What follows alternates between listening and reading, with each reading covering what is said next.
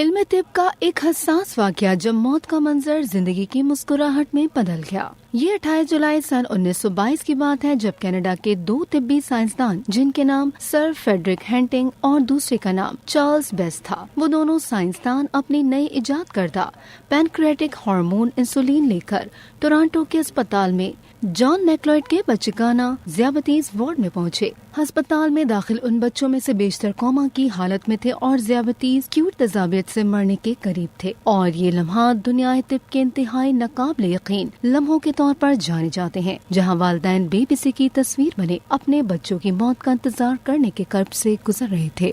ایسے میں یہ سائنسدان باری باری ہر بستر تک گئے اور تمام بچوں کو نئے انسولین کے ٹیکے لگائے۔